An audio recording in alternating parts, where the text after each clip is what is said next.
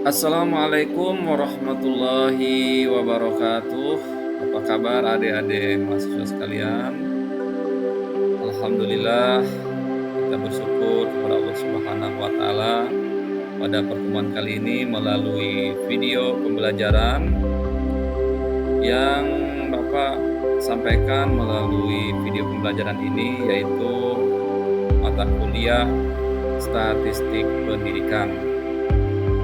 Adapun sub CPMK atau capaian pembelajaran mata kuliah yang perlu adik-adik ketahui yaitu tentang konsep dasar statistika dan notasi penjumlahan. Baik adik-adik, tujuan pembelajaran pada kali ini yang pertama, adik-adik mahasiswa diharapkan dapat memahami konsep dasar statistika dan pentingnya dalam analisis data. Yang kedua, adik-adik diharapkan mengenal jenis-jenis data dalam statistika. Yang terakhir, yang ketiga, adik-adik diharapkan dapat memahami penggunaan notasi penjumlahan atau sigma dalam perhitungan statistika. Selanjutnya, adik-adik pengertian statistika.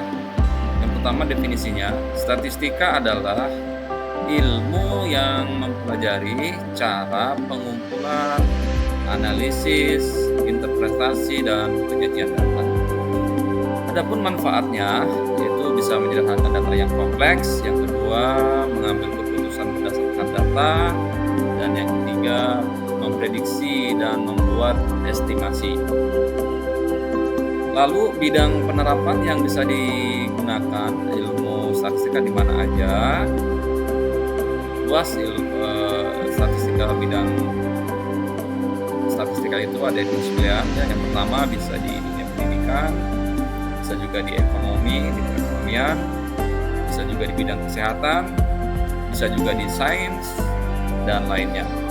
Kalau di pendidikan mungkin adik-adik bisa tahu data hasil TS, data hasil UAS ya.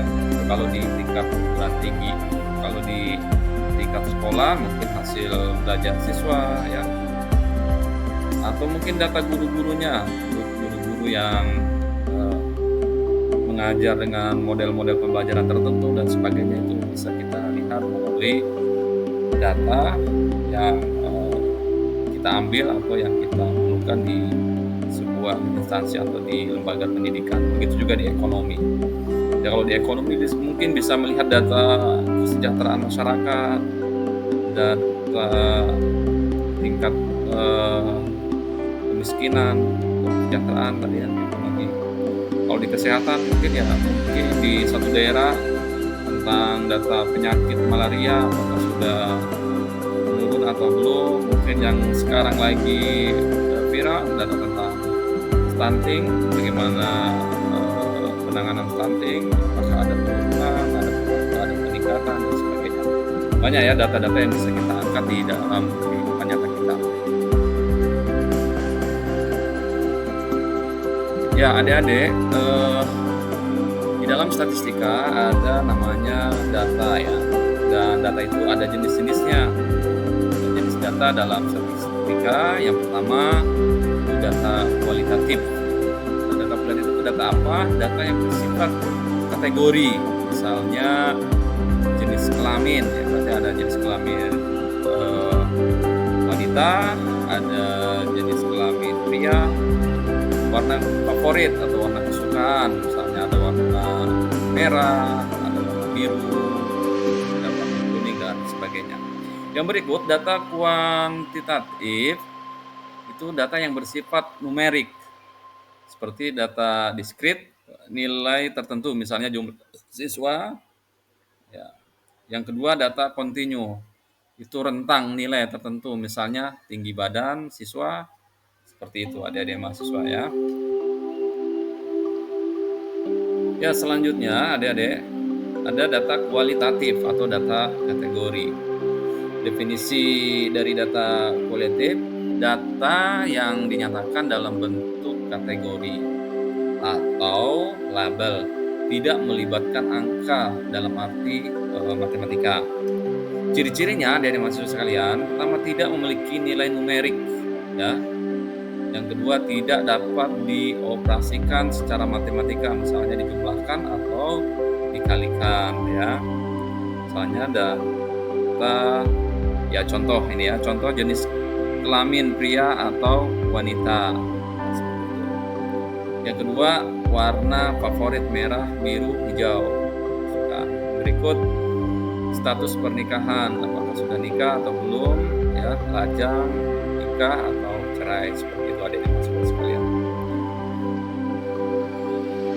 Selanjutnya adik-adik mahasiswa, data kualitatif juga dibedakan berdasarkan jenis datanya. Data kualitatif itu ada nominal data yang hanya memiliki kategori tanpa urutan tertentu. Contohnya jenis kelamin, warna favorit tadi sudah disebutkan. Yang kedua, data ordinal, data kategori yang memiliki urutan atau ranking tertentu.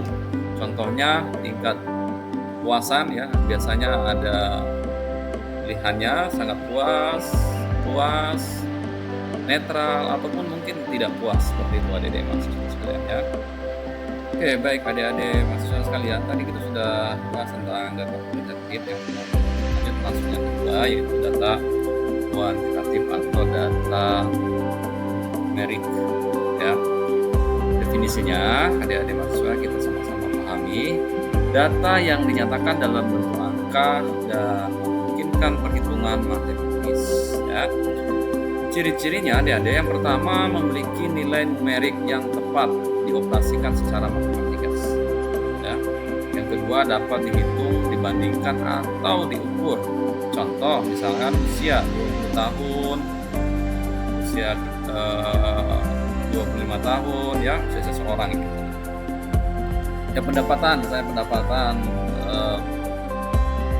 penghasilan ya setiap bulannya mendapatkan misalkan 10 juta rupiah, 15 juta rupiah, ya.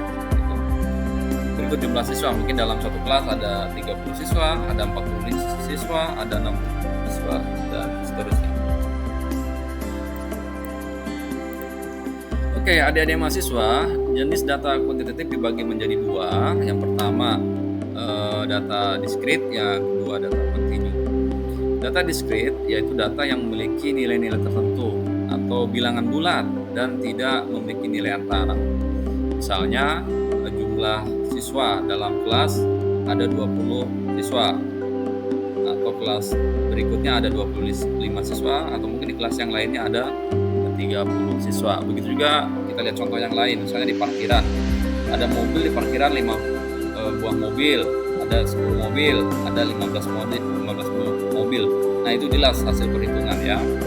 Nah, ciri-cirinya terbatas adik mahasiswa pada nilai tertentu dan biasanya berupa hasil perhitungan. Lalu yang berikutnya yaitu data continuous data yang dapat memiliki nilai apa saja dalam rentang tertentu, termasuk pecahan atau desimal. Contohnya dari mahasiswa, tinggi badan kita misalnya 165,5 cm, atau berat badan kita misalnya 65,7 gram, suhu dalam ruangan misalnya 30,5 derajat Celcius.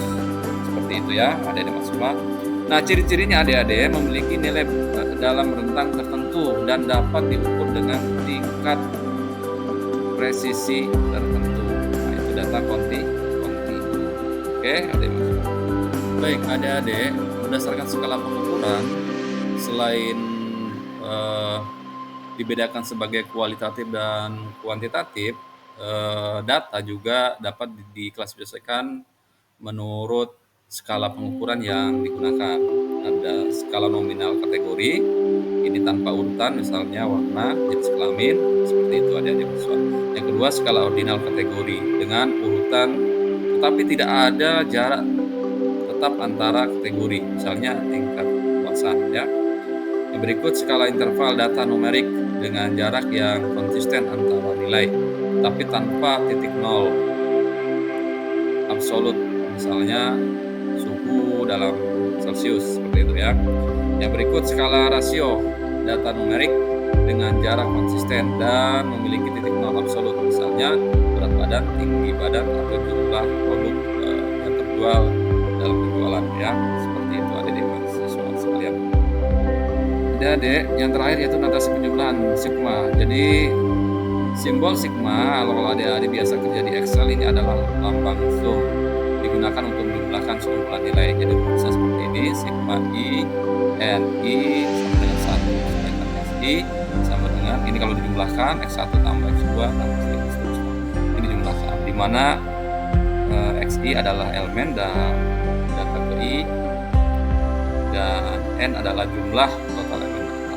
Ini contohnya, jika data nilai siswa 75, 80, 85, 50, maka sigmanya atau zoomnya ya kita jumlahkan dari data rendah 5 sampai data yang terakhir yaitu 90. Berarti 75 ditambah 80 tambah 85 tambah 90, totalnya 330. Demikian ya untuk menjumlahkan data. Baik adik-adik, terima kasih sudah menonton video pembelajaran pada pertemuan kali ini. Semoga apa yang sudah Bapak sampaikan adik-adik bisa memahami dan menerapkan dalam